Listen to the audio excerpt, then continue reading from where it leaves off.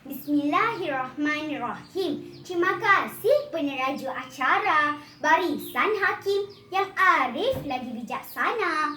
Guru-guru dan rakan-rakan sekalian, Assalamualaikum dan selamat sejahtera. Hari ini saya akan menyampaikan sebuah cerita yang bertajuk Isteri yang Bongkak. Baik-baik terkena duri, ambil mengkuang di bendang padi. Jangan sombong meninggi diri, hidup biar dikenang budi. Kawan-kawan, Pak Malim mempunyai isteri bernama Mak Kuntum. Mereka tinggal di dalam sebuah pondok di tepi sungai Bernam. Mereka hidup miskin dan selalu meminta-minta makanan daripada jiran. Pada suatu pagi, Pak Malim pergi ke tepi sungai Bernam untuk mengairi ikan. Puaslah dia menghulur jorannya. Tetapi seekor ikan pun tidak memakan umpannya. Pak Malim pun bangun hendak pergi dari situ. Apabila dia mengangkat jorannya, seekor ikan kecil meronta-ronta pada mata kailnya. Ikan itu dimasukkannya ke dalam sebuah bakul. Pak Malim melangkah pulang. Dalam perjalanan, dia terdengar suatu suara berkata, "Hai orang tua, lepaskanlah aku. Jika kamu lepaskan aku akan jadikan kamu orang kaya." Pak Malim hairan memikirkan dari mana datangnya suara itu. Suara itu kedengaran lagi. Pak Malim pun menoleh ke arah ikan kecil di dalam bakulnya. Rupanya ikan itulah yang berkata-kata. Ikan itu menyuruh Pak Malim supaya menggali tanah di pangkal pokok ketapang di hadapan pondoknya.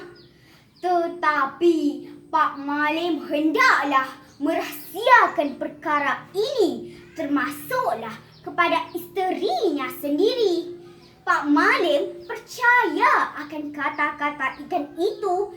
Dia berpatah balik ke sungai dan melepaskan ikan itu.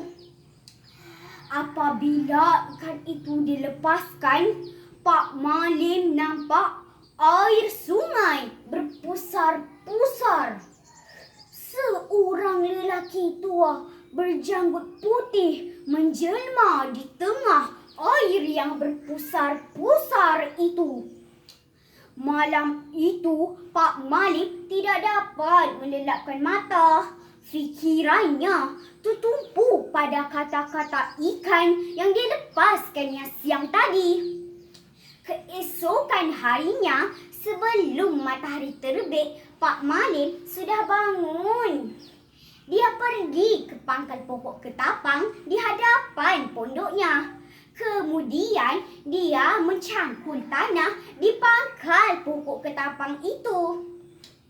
Tiba-tiba Pak Malim nampak sebuah tempayan. Dia mengeluarkan tempayan itu dan membukanya. Mata Pak Malim terbeliak melihat isi tempayan itu. "Emas, emas!" kata Pak Malim apabila melihat emas yang berkilau-kilau itu. Pak Malim membawa tempayan itu pulang. Mak Kuntum terperanjat melihat emas yang berketul-ketul di dalam tempayan itu. Pak Malim menceritakan segala-galanya kepada isterinya. Dia terlupa pesanan ikan kecil supaya merahsiakan perkara itu. Pak Malim dan isterinya menjadi kaya raya. Pak Malim sedar bahawa dulu dia hidup miskin. Lalu dia bersedekah kepada fakir miskin di kampung itu. Akan tetapi, Mak Kuntum lupa daratan. Dia menjadi sombong dan angkuh. Dia tidak mahu membantu fakir miskin. Malah dihinanya orang kampung yang datang meminta bantuan padanya. Dia berbangga akan kekayaan yang dimilikinya. Apabila keluar rumah, Mak Kuntum akan memastikan dirinya disaluti perhiasan emas. Sikap Mak Kuntum yang bongkak itu tidak disenangi penduduk kampung. Pada suatu hari, petir dan kilat sambung menyambung.